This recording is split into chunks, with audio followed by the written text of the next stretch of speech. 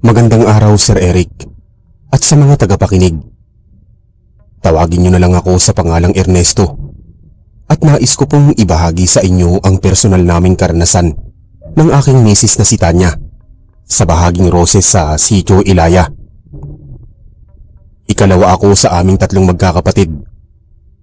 Ang panganay naming kapatid ay nasa malayong lugar at mayroon na ding sariling pamilya. Hindi na rin halos makapagpadala ng pera dahil marami siyang mga anak na binubuhay. Samantalang ang bunso kong kapatid na lalaki ay nag-aaral pa lang sa elementarya. Taong 1996, ganap na akong binata ng mga panahong yon at nakipagsapalaran ako sa gawing Roses at doon ko nakilala si Tanya. Isa siyang dayuhan pero nagtungo sila ng kanyang pamilya sa Roses para magkaroon ng maayos na pamumuhay. Dati-rati siyang nagtatrabaho sa isang malaking palaisdaan. Madalas ko siyang nakakasabay sa jeep sa tuwing bumabiyahe ako sa bayan. Simula noon ay naging magkaibigan kami at nalaman ko na rin kung saan siya nakatira. Gayon din ang pangalan ng kanyang mga magulang. Noon naman ay naghanap ako ng trabaho para may mapagkakitaan at maitulong sa panggastos ng aming pamilya na ipinapadala ko sa kanila sa tuwing nagpapadala ako ng telegrama sa kanila sa probinsya. Tumutulong din ako sa pagpapaaral ng aking bunsong kapatid. Sa awa naman ng Diyos ay nagkaroon ako ng maayos na trabaho. Paminsan-minsan ay inaabot din ako ng kakapusan sa pera. Pero madalas naman akong nakakaraos. Lumipas ang ilang buwan at lumalim ang naramdaman ko para kay Tanya matapos naming magkaibigan.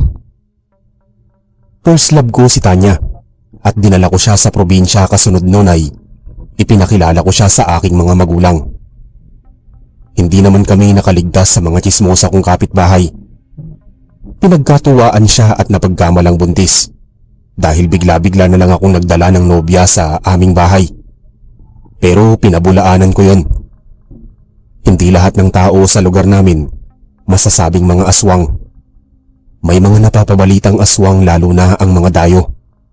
Pero sa pagkakaalam ko ay tulad ng mga tao, ang mga aswang ay hindi rin nananatili sa isang lugar. Naghahanap din sila ng kanilang kapalaran sa ibang lugar. Kaya umaalis sila at kung saan-saan bahagi ng Pilipinas naninirahan. Ipinaglaban ko ang aming pagmamahalan hanggang sa sumapit ang pamamaysan namin at tumiretso na yun sa aming pagpapakasal. Bumalik kami sa Roses sa Sitio Ilaya. Pinili naming bumalik dahil tahimik naman ang naging buhay namin doon. Nagsarili kami at nagpagawa ng bahay. Kasabay noon ay naisipan ko na bigyan siya ng maliit na negosyo.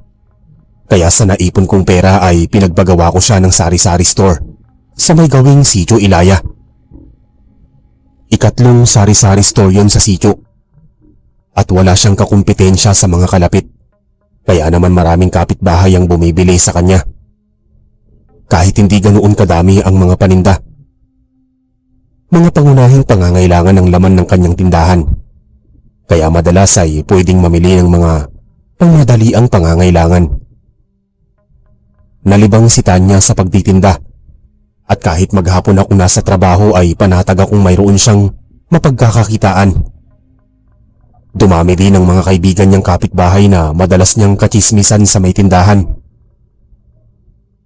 Sa tuwing umuuwi ako buhat sa trabaho, ay mayroon na ding nakahandang pagkain si Tanya. May kasipagan din kasi ang asawa ko. Alas 5 pa lang sa umaga ay gumigising na kami at nag-aalmusal. Maaga siyang nagbubukas ng tindahan at buena mano namang mayroong bumibili sa kanyang mga kapitbahay namin. Isang araw, maaga akong umuwi, buhat sa trabaho at inabutan ko na magkausap sa may tindahan si Tanya at Aling Bebang. Bumati ako sa kanilang dalawa at narinig ko sa usapan na di umano ay mayroong napapatay na magagandang dilag at mga misis sa aming lugar. Maraming natatagpo ang mga bangkay sa liblib na bahagi sa Sitio Ilaya. Maraming galos at mga sugat sa mga katawan ng mga bangkay. Nakapagtataka lamang at nangangawala ang kanilang mga lamang loob. Kutob ng mga residente na kagagawan yun ng aswang na posibleng pumapatay sa mga magagandang babae. Hindi malaman ng mga residente kung umaatake sa umaga o gabi. Ang naturang salarin. Pero pinag-iingat ang lahat ng mga babae, lalo na ang mga misis. Medyo nag-alala si Tanya, kaya naman pinayuhan ko siya na huwag maglalabas ng bahay na nagsusulo at huwag basta magtitiwala sa kung sino mang dayuhan sa sitio Ilaya. At baka isa sa mga yun ang sospek na pumapatay sa mga babae. Tumango siya at kita ko na kinilabutan siya sa mga narinig, buhat sa aming kapitbahay. Kaya naman noong sumapit ang hapon ay maaga kaming kumain ng hapunan at nagsarado ng sari-sari store. Kinabukasan maaga na akong umuwi sa aming bahay tuwing hapon. Nagpapasalamat ako na wala namang masamang nangyari kay Tanya, kahit wala siyang kasama sa aming bahay mula umaga hanggang hapon. Hindi nagtagal ay mayroong naging suki sa tindahan na nagngangalang Ador. Isa itong trabahador sa may gawing bukid. Binata at may taglay na kagapuhan. Wala naman akong naririnig at nalalamang masamang kwento ukol sa kanya. Kaya inisip ko na baka mahilig lamang siyang tumangkilik ng mga paninda sa aming sari-sari store. Madalas ko siyang napapansing bumibili sa tindahan ng asawa ko. Ang parati niyang binibili ay sigarilyo, biskwit o di kaya naman ay soft drinks. Wala namang masamang tinapay para sa akin. Nagawa ko pa ngang makipagbiruan at makipagkaibigan sa kanya. Naging magkaibigan kami at marami din siyang naikikwento sa aming mag-asawa ukol sa mga balita at chismis sa bayan. Inakala ko talagang matino at mapagkakatiwalaan siyang kaibigan. Pero hindi pala. Minsan siyang naikwento sa akin ni Tanya na kung makatingin sa kanya ay mayroong mali siya. Gusto na nga sana niyang magsarado ng tindahan sa tuwing bumibili ito para makaiwas siya. Pero nanghihinayang naman siya sa mga mamimili. Dumako ang isang araw at mayroon na namang napatay na dalaga. Kapitbahay pa namin ang naturang dalaga. Suki rin siya sa aming tindahan, kaya naman bilang respeto at pagmamalasakit ay nakipaglamay kaming mag-asawa. 4:00 pa lang ng hapon ay umuwi na ako sa aming bahay at nagtungo kaming mag-asawa sa lamay. Inabutan namin ang pamilya ng dalaga at mangilan-ngilang mga nakikipaglamay. Nakipagkwentuhan kami sa magulang ni Trisha, ang dalagang namatay. Batay sa kwento nila, ginabi sa pagtitinda ng tinapa si Trisha. 3 araw bago mangyari ang kahindik-hindik na krimen. Noong gabing yun ay hindi mapalagay ang mag-asawa, kaya humingi na sila ng tulong sa kapitan at mga tanod. Ipinagtanong nila si Trisha sa mga kaibigan at kapwa tindera, subalit walang nakakaalam kung saan ito pumunta. Nagronda ang mga tanod kasama ang kapitan, pati ang mag-asawa. Sa may bahaging talahiban at kakahuyan ay doon nila natagpuan ang bangkay ni Trisha. Punit ang damit nito. May malaking sugat sa dibdib at butas ang tiyan na napupuno ng natuyong dugo. Nakalabas ang kanyang bituka at wala na siyang puso't atay. Nakadilat ang kanyang mga mata at nakalawit ang dila. May mapulang marka din siya sa leeg na tila binigti ng panali. Kalunos-lunos ang pagkamatay nito. At ganoon na lang ang galit ng mag-asawa sa kung sino mang pumatay dito. Wala pa rin silang balita kung sino ang salarin sa pagkamatay, pero umaasa sila na mahahanap ang pumatay sa kanilang anak. Nag-abot naman kami ng pera bilang pantulong sa pagpapalibing kay Trisha. Nagpasalamat ang mag-asawa at hindi nagtagal bago gumabi ay nagpaalam na kami at bumalik sa aming bahay. Sa mga sumunod na araw ay hindi na kami nakipaglibing dahil abala kami sa trabaho. Pero nakita ko si Ador matapos ang aking trabaho. Napansin ko na may kabiruan siyang magandang dalaga at pakiramdam ko ay sobrang malapit sila sa isa't isa.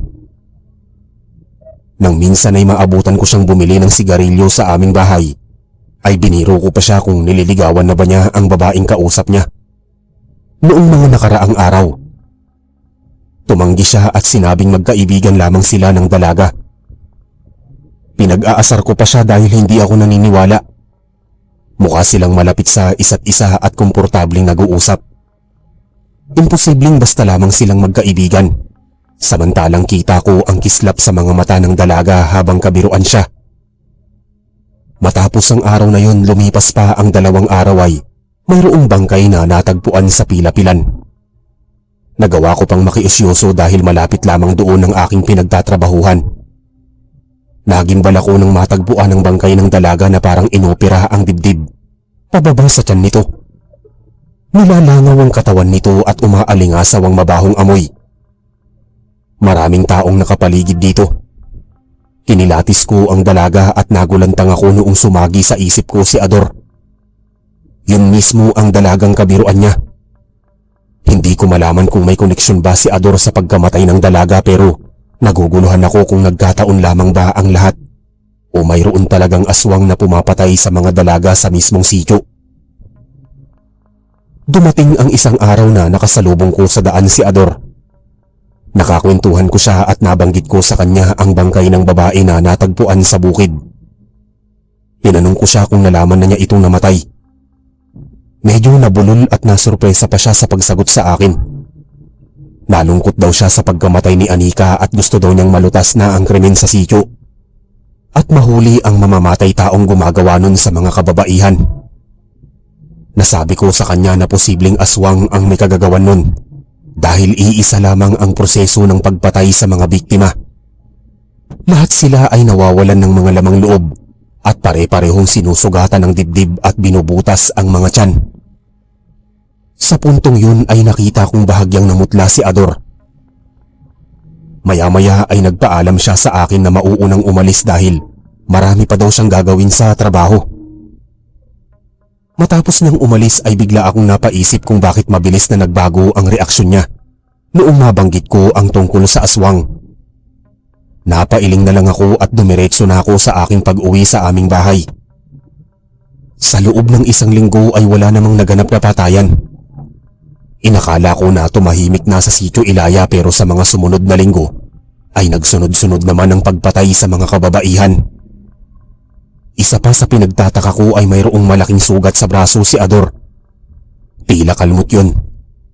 Tinanong ko kung saan nanggaling ang sugat at nasabi niyang nakalmot siya ng pusa, pero nagpagamot na naman siya kaya ligtas siya sa anumang rabis.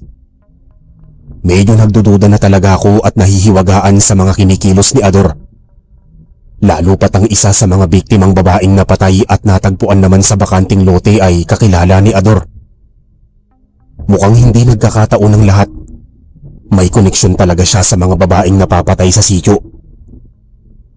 Hindi ko sinabi kay Tanya ang mga napapansin ko kay Ador dahil baka nagkakamali lamang ako sa aking palagay. Kinakailangan ko pa siyang obserbahan at mangalap pa ako ng mga ebidensya upang mapatunayan ko na tama ang pagdududa ko sa kanya. Isang araw ay inabutan ko si Tanya na nagbebenta ng sigarilyo kay Ador. Hinaplos-haplos pa nito ang kanyang kamay at hindi yun nagustuhan ng aking asawa. Kaya naman lumapit ako sa kanila at sinaway si Ador. Kaso ay hindi niya nagustuhan ang tono ng pananalita ko. Pinagbantaan niya kaming mag-asawa na babalikan at pagsisisihan ng mga ginawa namin sa kanya. Napansin pa naming tinapunan kami ng masamang tingin ni Ador bago siya umalis. Kakaiba ang kanyang tingin. Tila mabalasik at hindi katulad ng mga ordinaryong tao. Doon ko naisip na totoo ang hinala ko. Isa nga siyang aswang. Pinaghandaan kong mabuti ang muling paghaharap namin. Nangalap ako ng impormasyon ukol kay Ador at napag-alaman ko sa isang mangingisda na mayroon palang umuugong na balita na di umano ay aswang si Ador. May nakakita pala ditong isang residente sa sitio Ilaya na kumakain ito ng buhay na manok. At pagkaminsan ay may nilalantakang pusa. Bukod pa doon ay malalapit pa siya sa mga ilang magagandang dilag sa sitio. Madalas ay may iba-iba siyang nakakasamang mga babae, nakakakwentuhan at kabulahan niya. Malakas daw kasi ang karisma ni Ador sa mga babae. Ginagamit daw niya ang kagwapuhan para mapang-akit ng mga babae. Mayroon pang nakapagsabi sa akin na pinanghingilagan din pala siya sa bukid ng ilang magsasaka na Naghihinala din sa kanyang isa siyang aswang dahil natatakot silang atakihin at patayin nito. Pero hindi ako nagpasindak sa kanya. Nagkayas ako ng sibat na kawayan.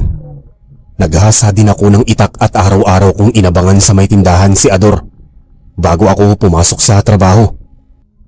Subalit hindi na siya nagagawi sa aming tindahan. Ipinagtapat ko kay Tanya ang mga obserbasyon ko at pagdududa na aswang si Ador. Lalo na siyang nangamba at natakot sa mga sinabi ko. Suhestyon niya na kung pwede ay manirahan na muna kami sa bahay ng pamilya niya at siguradong hindi kami titigilan ni Ador. Kaso ay hindi ako pumayag. Ayoko rin madamay ang pamilya ni Tanya sa pagbabanta sa amin ni Ador. Kaya bumuo na lang ako ng plano. Nakiusap ako sa dalawang kapatid ni Tanya na sina Isabel at Sergio na samahan na muna ito sa aming bahay sa tuwing nasa trabaho ako at umuwi na lang sila sa kanilang bahay sa tuwing umuwi ako galing sa trabaho. Pumayag naman sila sa ganoong plano at nakatulong pa nga sila sa pagtitinda sa sari-sari store. Inabot kami ng halos 2 linggo at ligtas naman si Tanya. Lalo pang naging malapit kami sa kanyang mga kapatid. May pagkakataon pa nga na sa bahay na namin sila natutulog at sinasamahan na din kami sa magdamag. Hindi nagtagal sumapit ang isang gabi ay may narinig kaming mag-asawang may yabag mula sa bubong ng bahay at tila mayroong umaangil. Inilabas ko ang itak at nagmura ako. Binala kong umakyat sa bubong ng bahay subalit pagkadating ko sa tuktok ay wala na akong naabutan. Luminga-linga ako sa paligid at nakita ko na mayroong isang figura ng lalaki na tumatakbong hubad-hubad na naglaho sa karimlan. Nakakatiyak ako na si Ador yun at posibleng nagbagong anyo siya bilang aswang para takutin kaming mag-asawa. Bumaba ako sa bubungan ng bahay at pagkabalik ko sa loob ay inabutan ko sina Isabel, Sergio at Tanya na pupungas-pungas na naghihintay sa akin. Ipinagtapat ko sa kanila na umalis na ang aswang sa bubong ng bahay at hindi ko hahayaang may mangyaring masama sa kanila. Sinabihan ko sila na magpahinga na at magbabantay ako sa magdamag. Hindi ako nakatulog ng maayos. Maya't maya akong nagigising at nagmamatsyag sa aming kwarto, pati sa bubong ng bahay pero wala na akong nararamdaman o naririnig ng mga kaluskos o yabag. Malamang ay hindi na bumalik si Ador. Kinabukasan maagang bumili sa sari-sari store ng asawa ko ang mga kaibigan niyang tsismosang sina Aling Bebang, Aling Maritoni at Aling Desa. Napag-usapan nila si Ador. Maaga pala itong lumuwas at marami siyang dalang mga bagahe. Walang nakakaalam kung saan ito papunta at wala din siyang kinakausap sa mga taong bumabati at nagtatanong sa kanya. Nagmamadali itong sumakay sa jeep at hindi na nila muling nakita sa sitio. Nanatili na lamang akong tahimik pero naisip ko na baka natakot si Ador na ibinunyag ko sa mga tao ang tunay niyang pagkatao. Kaya minabuti na lang niyang umalis para makaligtas at madugtungan pa ang kanyang buhay. Simula noon ay wala nang gumambala at nangulit na lalaki sa aking misis habang nagtitinda siya sa kanyang sari-sari store. Natigil na din ang pagpatay sa mga kadalagahan at mga misis kaya naman naisip ng mga residente na kagagawan yun lahat ni Ador. At naghinala sila na ito ang aswang na pumapatay sa mga babae sa sitio. Noong umalis ito sa aming lugar ay saka palang naging mapayapa ang pamayanan. Nagpapasalamat din ang kapitan dahil naitaboy na ang kapahamakan at wala nang dapat pangambahan ng mga residente. Nagpatuloy ang simple naming pamumuhay ni Tanya. Madalas na rin naming napapag-usapan ang pagbuo ng pamilya dahil gusto na rin naming magkaroon ng anak. Hindi nagtagal at nagbunga ang aming pagmamahalan. Pinagkalooban kami ng Diyos ng malaking biyaya. Nabuntis si Tanya kaya kinakailangan ko na munang mag-resign sa trabaho at pinili ko na munang manatili sa aming bahay upang mabantayan ko siya hanggang sa makapanganak siya. Unang anak namin yun kaya gusto kong maging ligtas si Tanya sa lahat ng pagkakataon. Isa pa ay nag-aalala ako na baka may mga aswang sa kanya dahil mabango ang mga buntis sa mga aswang. Magkatuwang na lamang kaming nagtitinda sa maliit na sari-sari store.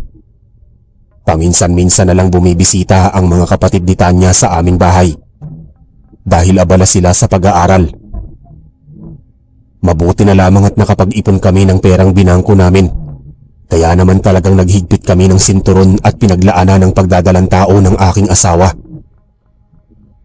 Isang araw na malengke kami at may napansin akong matandang babaeng seryosong nakatingin sa mabilog na tiyan ng aking asawa. Matalim at tagos ang tingin nito. Kinilabutan ako kaya pagkatapos naming makapamili ng mga gulay, ay mabilis kaming umuwi. Nararamdaman ko na aswang ang naturang matandang babae. Naghanap kami ng masasakyang tricycle at hinding-hindi ko na muling nilingon ang direksyon ng matandang babae.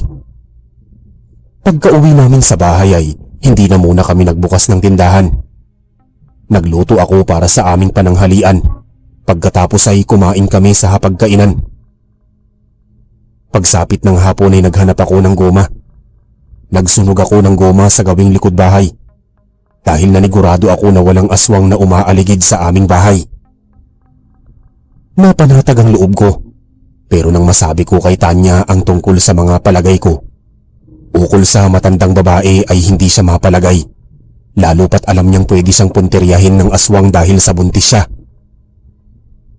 Pinanatag ko naman ang loob niya at sinigurado ko na hindi siya malalapitan ng aswang. Bago pa ako umalis sa aming probinsya noong kabinataan ko ay matagal na akong binigyan ng mga gamit na proteksyon at panlaban sa mga aswang ng aking lolong albularyo. Alam niyang maninirahan ako sa Roses sa Sitio Ilaya.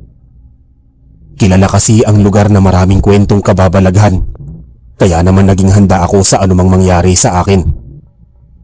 Pagkatapos naming makapaghapunan ay naubos ang sinunog na goma. Hindi pa rin tahimik ang paligid. Nakarinig ako ng mga umaalulong na aso sa paligid. Gayon din ang mga ibang uri ng ibon sa bawat sanga ng punong kahoy. Umagap kami sa pagtulog dahil medyo inaantok na si Tanya. Tumabi ako sa kanya pero itinago ko ang itak sa ilalim ng kama. Hindi ako makatulog at gising pa rin ang diwa ko. Hindi pa rin tumitigil ang pagkahol ng mga aso sa paligid at tila nagbabadya ang kakaibang kilabot na hindi ko maipaliwanag. Hindi man lang lumalim ang tulog ko at mayat maya akong nagising sa mga kunting kaluskos sa paligid. Lumipas ang ilang minuto ay nakarinig ako ng kakaibang huni ng ibon. Parang ik-ik at kasunod nun ay biglang tumagaspas ito sa bubong ng bahay. Naalimpungatan si Tanya at nakita niya akong nakatingin sa bubungan kaya tinanong niya ako kung anong nangyayari.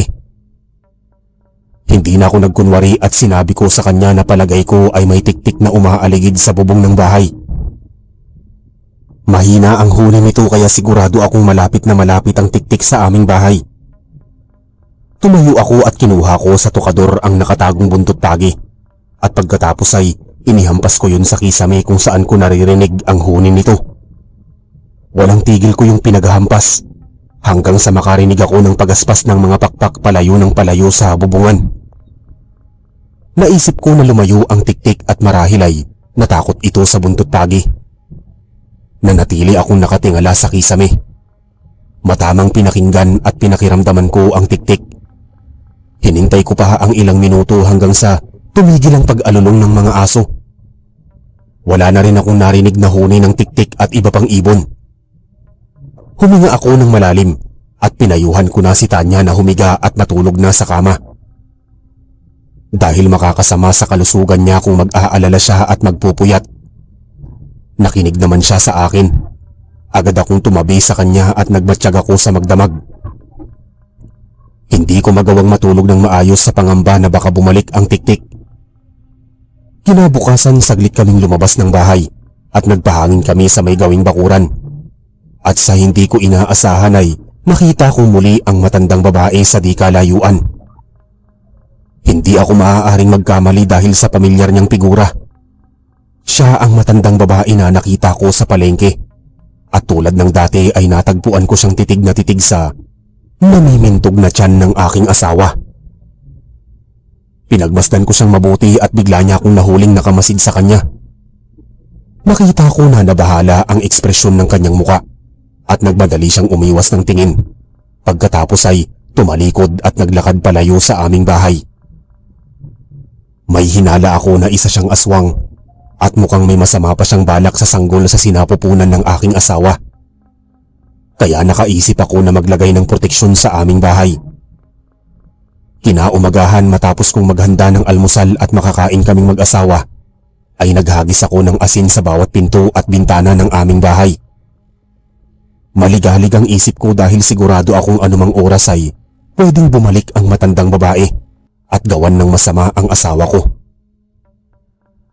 Nagbukas kami ng sari-sari store at nanghihinayang kami sa kikitain sa maghapon.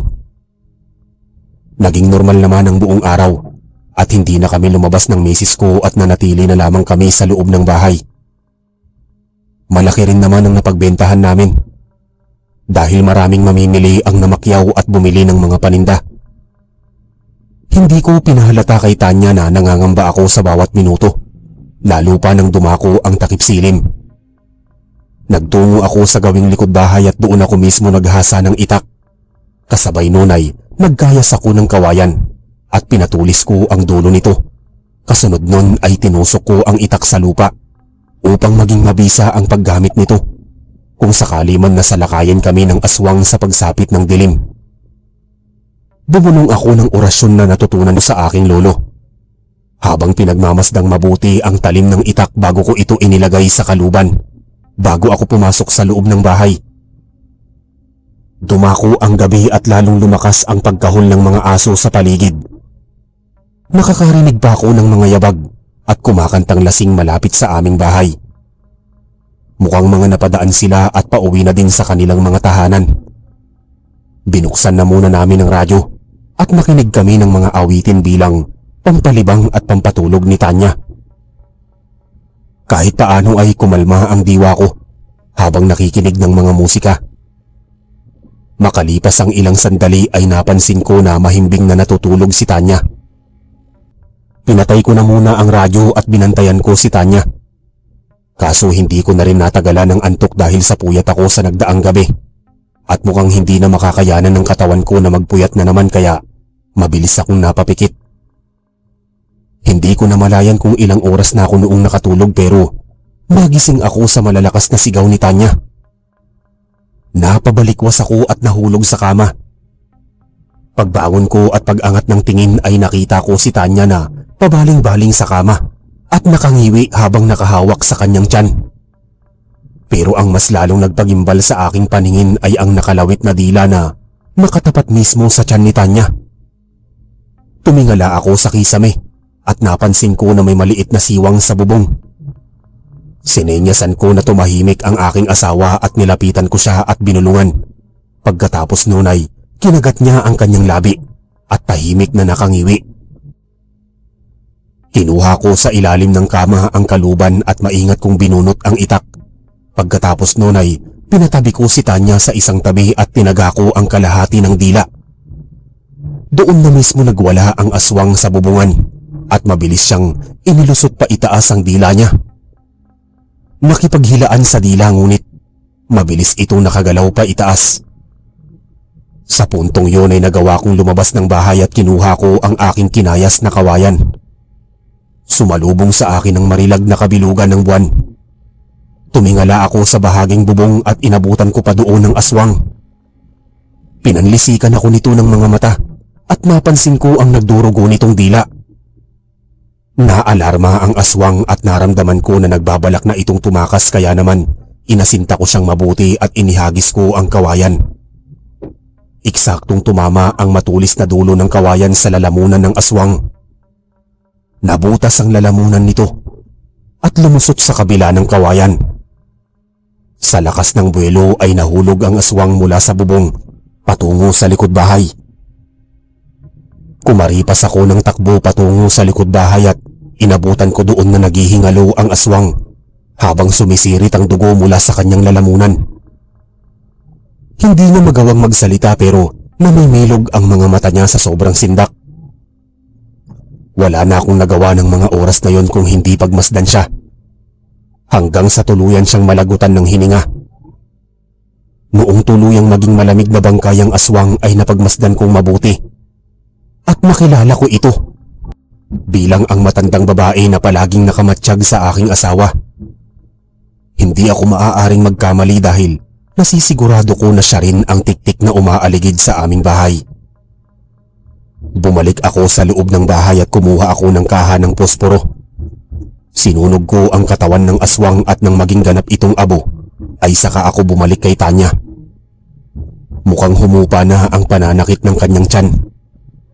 Ipinaliwanag ko sa kanya lahat ng nangyari at hindi niya maiwasang magulat at matakot, pero kinalaunan ay nakatulog na din kami ng mahimbing. Kinabukasan ay tinanghali kami ng gising at lumabas kami ng bahay.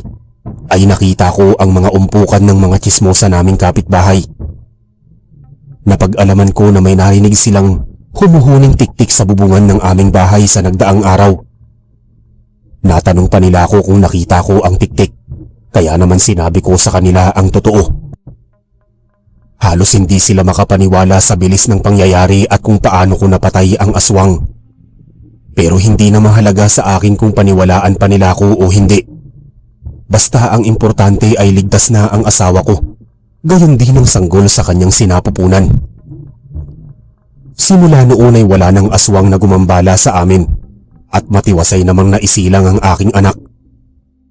Lumabas siyang malusog at ligtas, kaya naman nagpapasalamat ako sa Diyos na naisakatuparan ng panganganak ng aking asawa. Hindi nagtagal at noong medyo nakakalakad na ang aking anak ay nag-umpisa na akong maghanap ng panibagong trabaho. Nakatapos naman ako sa kolehiyo kaya madali akong nakahanap ng maayos at permanenteng hanap buhay. Noong nasa 2 taon na ang edad ng aking anak ay bumisita sa amin ang bunsong kapatid ni Tanya na si Harold. Nabanggit niya na namiss niya ang pamangkin niya at balak niyang tulungan na muna si Tanya sa mga gawaing bahay habang nagbabakasyon siya sa amin. 4 na magkakapatid sina Tanya. Si Tanya ang panganay. Ikalawa si Isabel at ikatlo si Sergio. Bunso naman si Harold. At siya ang nag-aaral sa malayong lugar. Umuuwi lamang siya sa Sitio Ilaya para makapagbakasyon tuwing walang pasok sa paaralan. Hinayaan ko na muna siyang manatili sa aming bahay para naman may makasama si Tanya at may katuwang siya sa pag-aalaga ng aming anak, gayon din sa pagtitinda sa tindahan. Responsable at matyagang kapatid si Harold. Kung minsan pa nga ay siya pa ang nagluluto ng almusal at hapunan sa aming bahay habang nag-aalaga ng anak namin si Tanya. Humalili din si Harold sa pagtitinda sa sari-sari store, pati sa pag-aalaga ng sanggol. Malaking tulong ang naidulot niya sa aming mag-asawa. Humigit kumulang ilang linggo na noon ang nakalipas ay napapansin ko na palaging umaalis ng bahay si Harold at halos ginagabi siya bago makabalik sa bahay. Naninibago na ako sa kanya. Dati-rati naman ay hindi siya halos lumalabas o nangangapit bahay, pero sa oras na umuuwi ako sa aming bahay ay parati siyang nagpapaalam na lalabas ng bahay at may mahalagang pupuntahan. Tinanong ko siya kung anong pinagkakaabalahan niya hanggang sa magtapat siya sa akin na mayroon siyang nililigawan sa may gawing gulod. Konstansya ang kanyang pangalan at 2 linggo na niya itong nililigawan.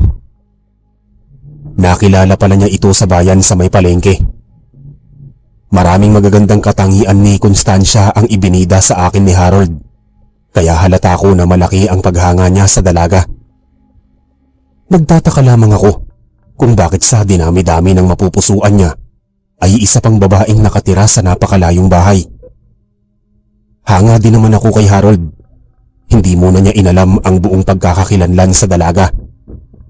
Ayoko sanang pag-isipan ito ng masama, pero base sa mga nalalaman ko buhat kay Harold ay hindi pa sapat ang impormasyon niya ukol dito. Kaya naman isang araw ay nagpasama siya sa akin para magtungo sa bahay ni Konstansya at formal niyang makilala ang mga magulang nito. Naisip ko na magandang ideya yon upang makilala ko ang dalaga at malaman kung karapat-dapat ba siyang ligawan ni Harold. Nagduda ako, kaya naman nagdala ako ng botelya ng lana upang makasigurado kung may aswang man na umaligid sa amin sa daan. Nagtungo ako sa bahay ng pamilya ni Tanya. Pinasamahan ko na muna siya kina Isabel at Sergio na noon ay wala namang masyadong ginagawa sa kanilang bahay. Habang paalis kami ni Harold, nabanggit pa nila Isabel at Sergio na isusumbong nila si Harold sa kanilang mga magulang dahil walang kaalam-alam ang mga ito na mayroon na pala siyang nililigawan. Natuto na daw itong maglihim sa kanilang mga magulang. Lumakad kami ni Harold ng bandang alas 3, ngunit hindi ko inaasahang aabot kami ng alas 6 bago kami makarating ng Gulod. Mabilis noong gumabi. Mabuti na lang at may dala kaming flashlight. May nakasalubong kaming mga mag-uuling sa daan. Tinanong niya kami kung saan kami pupunta at tumugon naman si Harold na magtutungo kami sa Gulod sa bahay ng kanyang nililigawan. Pinagmasdan kaming mabuti ng mag-uuling at mukhang nahulaan niya na hindi kami residente doon. Noong marinig ng mag-uuling ang pangalan ng babaeng nililigawan ni Harold, ay biglang nagbago ang ekspresyon ng kanyang muka at parang nabalot siya ng takot. Pinayuhan niya kaming bumalik na sa aming pinanggalingan kung ayaw naming mapahamak. Hindi daw namin alam ang panganib na susuungin namin. Tinanong namin siya kung anong ibig niyang sabihin subalit mabilis na kumaripas ng takbo palayo sa amin na para bang kinatatakutan. Hindi na namin siya naabutan dahil napakatuloy niyang tumakbo na parang ayaw niyang makipag-usap sa amin. Naguluhan ako at naisip na mukhang napasubo kami sa isang delikadong sitwasyon. Hindi ko magawang baliwalain ang mga sinabi niya dahil alam ko na residente siya doon. At siya ang mas nakakaalam sa totoong katauhan ng pamilya ng nililigawan ni Harold. Lumakas ang hinala ko na posibleng aswang ang nililigawan ni Harold at mukhang wala siyang kaalam-alam tungkol doon. Kailangan ko siyang mailigtas bago mahuli ang lahat. Hindi ko alam kung nagkataon ang lahat pero sa ikalawang pagkakataon ay makakainkwentro na naman ako ng aswang at sa kapamilya ko pa ito mangyayari. Sinikap kong magtanong sa kanya kung anong nalalaman niya ukol kay Constancia. Ang naitugon niya sa akin ay mahinhin. Magandang dalaga si Constancia na nakilala niya sa may bilihan ng isda sa bayan. Nakapagpalagayang loob sila hanggang sa maisipan niyang ligawan ito. Base sa mga nalaman ko ay tinanong ko siya kung yun lamang ang tanging alam niya buhat sa dalaga. At kung hindi na siya nag-usisa pa tungkol sa pinanggalingan ng pamilya nito at kung anong ginagawa nito sa buhay. Doon na siya napaisip at natahimik sa isang tabi. Halatang wala nga siyang ibang alam kay Constancia kaya hinimok ko na muna siyang umuwi pabalik dahil medyo masama na ang kutob ko. Pero nagpumilit pa rin si Harold at hindi siya nagpaniwala sa mga sinabi ng lalaking mag-uuling. Nasabi niya sa akin na malayo-layo na ang narating namin. Kaya sayang naman kung hindi kami dediretso. At mauuwi lang sa wala ang lahat ng pagtsatsaga niyang makarating sa bahay ng kanyang nililigawan. Dagdag pa niya na kung hindi kami tutuloy ay hindi na namin malalaman kung talagang aswang o ordinaryong tao ang pamilya ni Constancia. Sa isang banda ay may punto siya. Subalit kung mapatunayan man namin na aswang sila, ay siguradong magiging delikado ang buhay namin. Pero kung magkaganon man ay may baon naman kaming sandatang magagamit namin sa pakikipaglaban. Dumako kami sa gawing Gulod at wala kaming makitang mga kabahayan doon, bukod sa natatanging kubo. Yun na marahil ang bahay ni Constancia. Wala na namang ibang bahay sa paligid kundi yun lamang. Luminga-linga kami sa paligid at napansin ko na mapuno sa paligid at maraming ibong nakadapo sa bawat sanga. Hindi ko lang lubos na maisip na walang ibang kapitbahay ang pamilya ni Constancia. Ayoko man isipin ngunit napakaraming ebidensya ang naglilitawan na talagang aswang ang nakatira doon. Sino ba naman ang normal na tao na maninirahan sa malayong lugar at walang mga kapitbahay? Pwera na lang siguro kung kriminal o masamang tao yun na pinaghahanap ng batas. Naglakad kami palapit sa kanilang bakuran. At sandali kaming napahinto nang mapansin ang isang tumpok sa tabi ng punong kahoy. May nakita kaming tatlong kataong nakatuwad at parang may pinagsasaluhang lantakan sa lupa. Aksidente kong naitapat ang liwanag ng flashlight at nanlaki ang aking mga mata. nang makita na lamang loob ang kinakain ng 3 figura.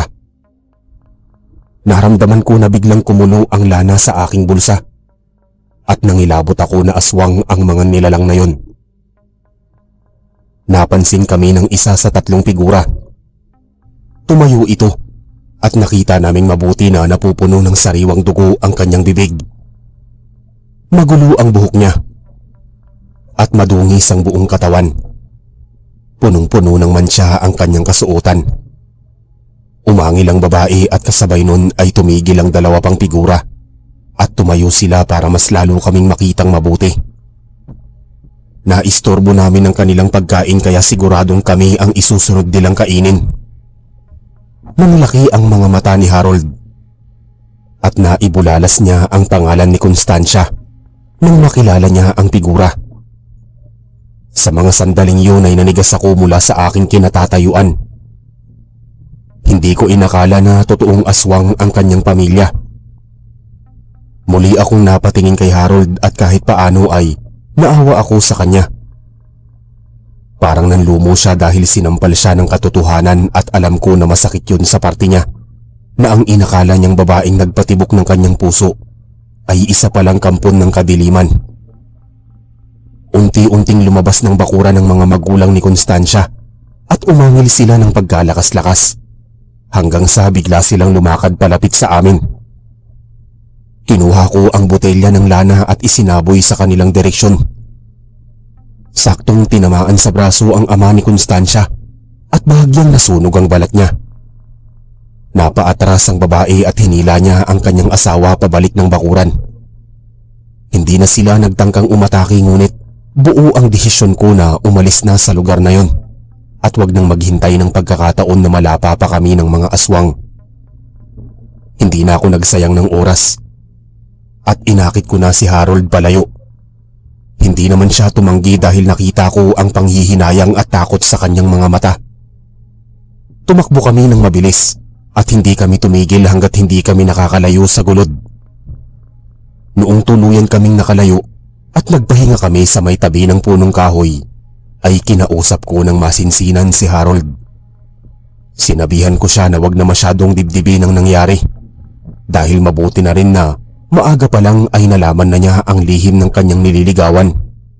Kaysa naman magkasintahan na sila ay saka pa lang niya malalamang aswang ang pamilya nito. Dagdag ko pa sa kanya na hindi pa katapusan ng mundo at napakarami pang babaeng pwedeng magmahal sa kanya dahil bukod sa gwapo siya ay maginoo siyang lalaki. Doon na humalakhak ng pagkalakas-lakas si Harold. Mababaw lamang siya at madaling patawanin. Kahit paano ay naibsa ng kanyang kaba. Hindi nagtagal at nang makapagpahinga kami ay nagpatuloy kami sa paglalakad. Eksaktong napadaan kami sa ilang kabahayan nang makasalubong na naman namin ang lalaking mag-uuling. Naitanong niya sa amin kung dumiretso pa kami sa may gulod. Tumango kami at nabanggit namin sa kanya ang aming nasaksihan.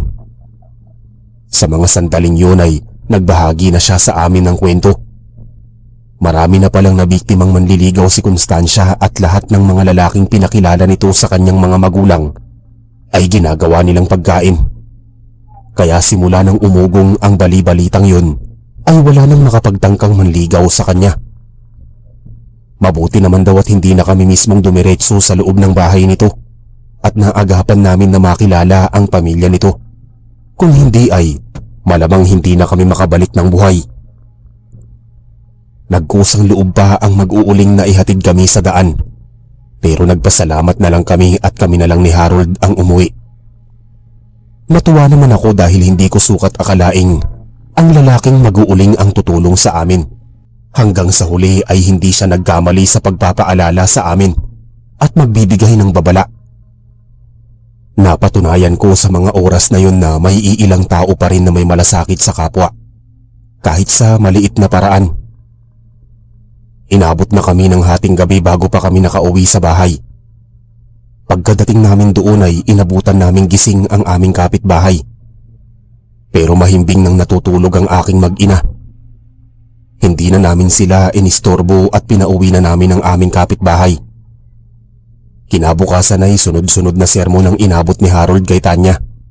At simula noon ay natigil na ang madalas nitong paglabas ng bahay. Kinalimutan na niya ang kanyang pag-ibig kay Constancia. At ipinukos na muna ang isip sa pag-aaral at pagtulong sa pamilya. Hindi nagtagal at mayroon kaming naging kapitbahay na nagtayo din ng sari-sari store. Binubuo sila ng mag-anak na dayuhan.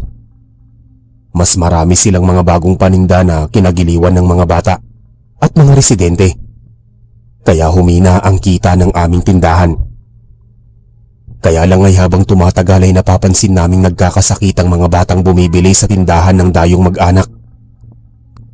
Nagulat na lang kami ng isang araw ay kamuntik kagatin at kalmutin ng isang batang lalaki si Aling Bebang matapos na bumili sa aming tindahan. Pinagtulungang mahawakan ng dalawang binata ang batang lalaki. Napansin pa naming nanlilisik ang mga mata nito habang naglalaway ng malalapot. Dinala ng dalawang binata ang batang lalaki sa isang albularyo at napag-alaman nila na nayanggaw ito. Noong mahimasmasan at makabalik sa tamang katinuan ng batang lalaki, ay tinanong siya ng albularyo kung anong madalas niyang kinakain. Madalas palang bumibili ang batang lalaki, gayon din ang iba pang mga kabataan ng masarap na tinapay na may palamang hotdog at keso. Yun daw ang madalas na itinitinda sa sari-sari store ng mag-anak na dayuhan para pang inganyo sa mga bata, bukod pa daw ang mga chichirya at candy. Maaaring hindi daw hotdog ang palaman sa tinapay, kung hindi karne ng tao. Nilagyan niya ng pangontra sa aswang ang batang lalaki, saka binilinan na wag nang bibili sa sari-sari store ng mag-anak na dayo dahil mga aswang ang mga ito. Lumipas ang araw na yon at kumalat ang balita sa sityo na aswang ang mag-anak, kasabay pa ang malawakang epidemya ng panghahawa sa kabataan ng pagiging aswang. Maraming bata ang ginamot ng albularyo na biktima ng pangyayanggaw. Pinalak ipetisyon ng mga residente na palayasin sa sitio Ilaya ang mag-anak at ipasarado ang kanilang sari-sari store. Kamuntik pang lumaki ang gulo noong magmatigas ang mag-anak, pero hindi nagtagal ay pinili na lamang nilang umalis kaysa pagbantaan sila ng mga residente. Umalis sila sa sitio at isinarado ang tindahan.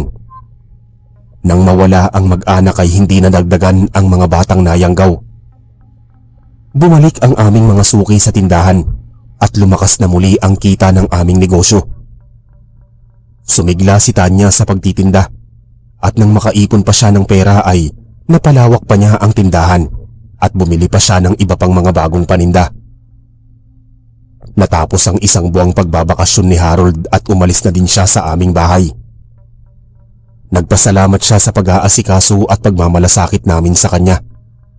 Kaso ay hindi pa man lang sumasapit ang isang linggo ay dumating ang isang masamang balita. Namatay ang ina ni Tanya, kaya naman kinailangan naming magtungo sa kabilang barangay at magtungo sa Lamay. Doon namin natagpuan ang mga magulang ng aking misis at matagal kaming nakipagkwentuhan sa kanila. Napasarap pa ang aming kwentuhan kaya inabot kami ng hating gabi.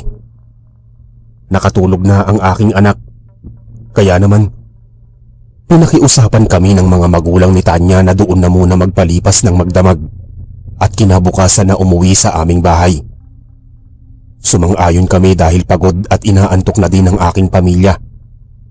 Pumasok na kami sa loob at sinamahan ko na muna sa kwarto ang aking asawa.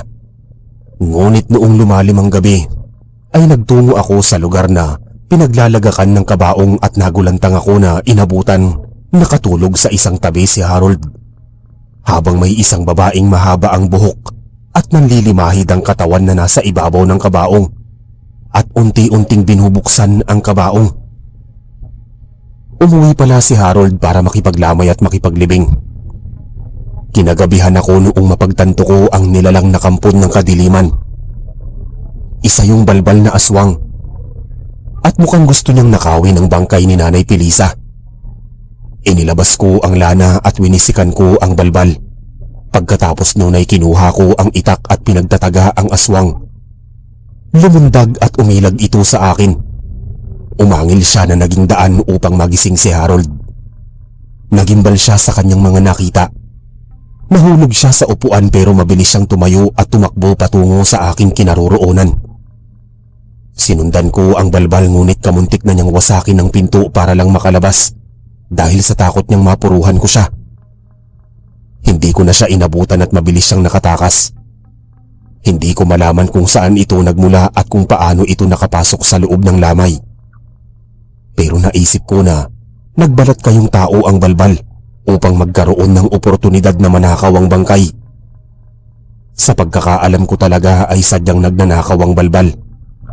Pinapalitan lamang nila ang bangkay ng katawan ng saging. Lumabas ang ama ni Tanya at tinanong nila ang nangyari. Nabanggit ko sa kanila ang tungkol sa balbal kaya naman hindi na namin nagawang matulog at magdamag na lamang naming binantayan ang bangkay ni Nanay Felisa. Kinabukasan ay pinalibing na namin si Nanay Felisa sa sementeryo sa pangamba na bumalik ang balbal. Nagsagawa ng seremonya ng misa bago binasbasan ng pari ang kabaong. Naging sentimental ang tagpong yun at hindi namin napigilang mapaluha. Inihatid namin sa huling hantungan ng mga labi ni Lola at pagkatapos nun ay umuwi na kaming mag-anak sa bahay. Sa dami ng mga nangyari sa amin ay iisa lang ang naging konklusyon ko. Binalak na punteryahin ng mga aswang na patayin ng aking pamilya. At laking pasasalamat ko sa aking lolo na tinulungan niya akong magkaroon ng kaalaman sa paglaban sa mga aswang. Kaya naman naipagtanggol ko ang aking pamilya sa abot ng aking makakaya. Napalaki namin ni Tanya ang aming anak. At magpapasalamat ako sa Diyos na kahit kinakapos kami sa mga hindi inaasahang pangyayari, ay hindi kami nagkakaroon ng malubhang sakit. Iniligtas din niya kami sa iba't ibang sakuna maging sa mga aswang. Hindi na ako muling nakaengkwentro ng aswang hanggang sa makatapos ako sa pag-aaral ng aming anak. Sa kasalukuyan ay masaya pa rin kaming naninirahan sa Sitio Ilaya. At nasaksihan ko ang unti-unti nitong pag-unlad. Gayon din ang pagpapagawa ng bahay ng aking anak at pagginhawa ng aming buhay. Malaki na ang aming tindahan. Mayroon na din kaming mga binibentang appliances. Isa sa matagumpay na tindahan sa Sitio Ilaya, ang aming tindahan na tinatangkilik ng mga mamimili. Dito na po nagtatapos ang kwento. Maraming salamat po sa inyong pakikinig. Magandang araw, Sir Eric, at sa mga